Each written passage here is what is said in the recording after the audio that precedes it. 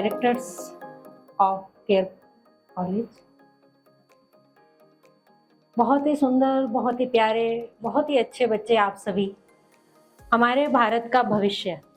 ऐसे बोला जाता है ना, आपने ये लाइन बहुत बार सुनी होगी कि हम भविष्य हैं, लेकिन जब हम कभी बचपन में सुनते थे तो हमें लगता था क्या हम सच में भविष्य हैं? क्या मेरे होने से या ना होने से कुछ भारत के भविष्य में फर्क आएगा या नहीं आएगा? जब मैं छोटी थी तो हमारे कॉलेज में भी जब ऐसे प्रोग्राम्स होते थे, इसमें आवाज तो आ नहीं रही है, मैं ऐसे ही बोल दूं? आ रही है, ओके। तो मैं हमेशा ही सोचती थी कि ये बात मेरे लिए बोली गई है कि आप भारत का भविष्य हो, या मेरे लिए नहीं बोली जा रही है, क्योंकि मैं पढ़ूं नहीं पढ़ूं, कुछ भी करूं, क्या फर्क पड़ता है?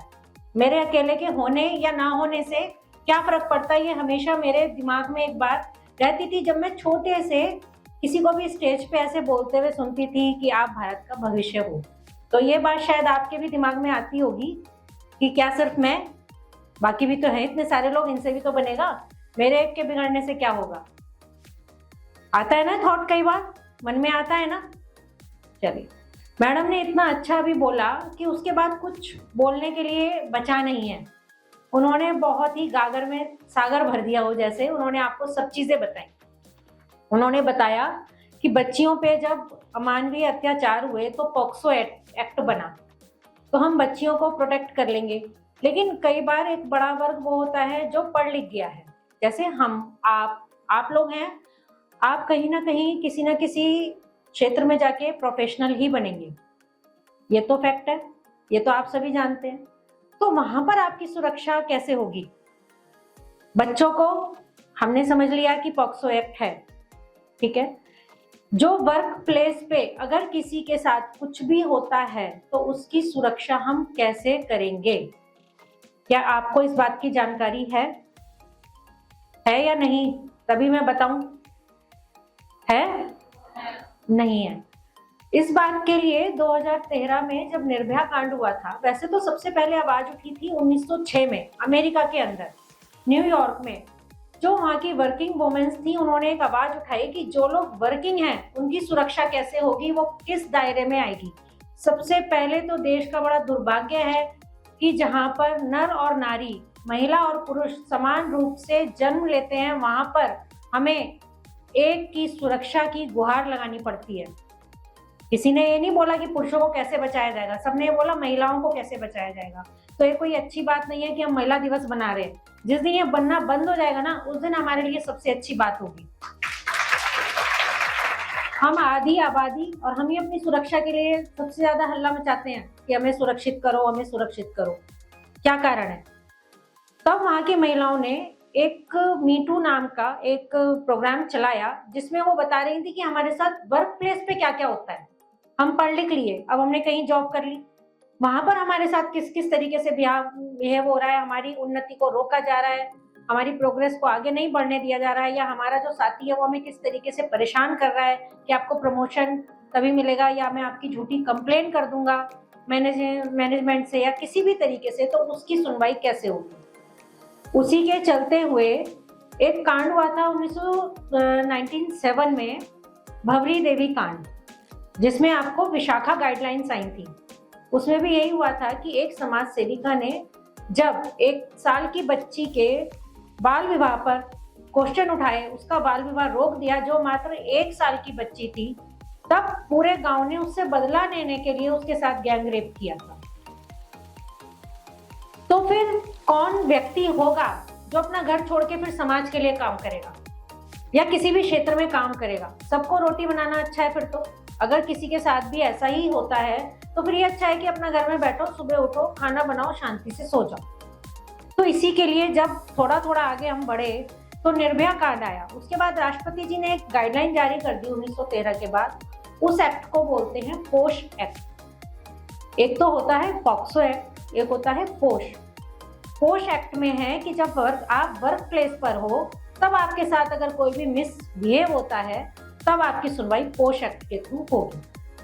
ये हर बड़ी कंपनीज में या जहां पर भी 10 से ज्यादा महिलाएं काम करती हैं, वहां पर ये एक्ट का होना जरूरी है।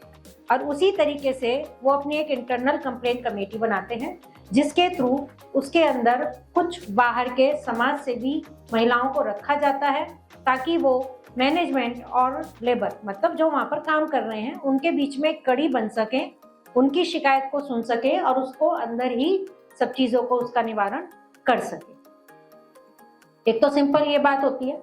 एक बात ये भी होती है कि जो हमने महिलाओं ने आजकल ये सोच लिया है कि हम बहुत ज़्यादा पढ़े लिखे हैं और हम कुछ ना कुछ करेंगे, तो इसके बीच में थोड़ा सा मैं समझाना चाहती हूँ कि करना और पढ़ना, इन दोनों के बीच में कुछ सूक्ष्म अंतर होते हैं। मेरी तो अभी क्या है कि एक तो सर ने समय बहुत कम दिया है बोलने का, तो वो मैं समझ नहीं पा रही हूँ क्योंकि सब्जेक्ट बहुत बढ़ जाता है बोलते बोलते। तो छोटी सी ही उसमें एक यही बात है कि मेरे विचार में अपनी लड़कियों को, अपनी बच्चियों को हमेशा वही सब्जेक्ट चुनने चाहिए जो उनके परिवार के साथ वो कैरी कर सकें।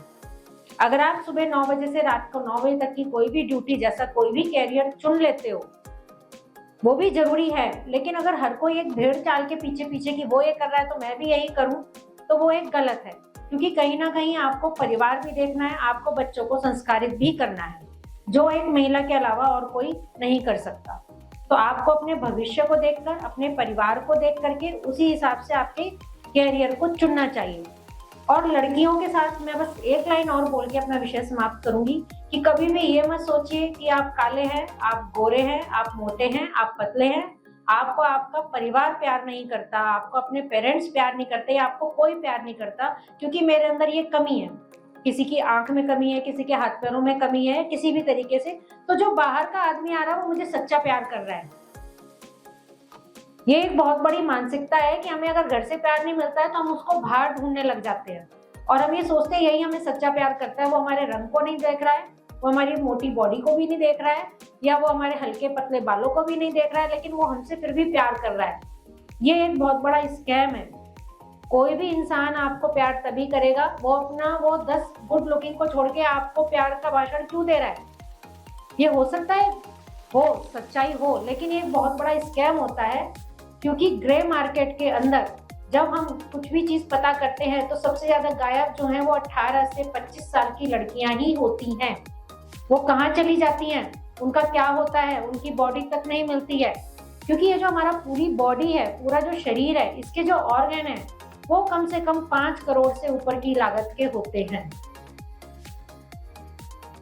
तो अब आप समझ रहे हैं कि अगर कोई आपको छलावा दे रहा है इस तरीके का, तो उसकी सच्चाई को जाने।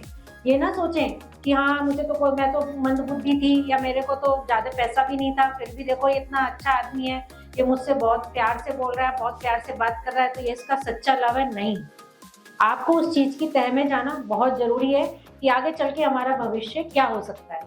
तो लड़कियों को ज्यादा जागरूक रहने की जरूरत है, ज्यादा सचेत रहने की जरूरत है। Thank you.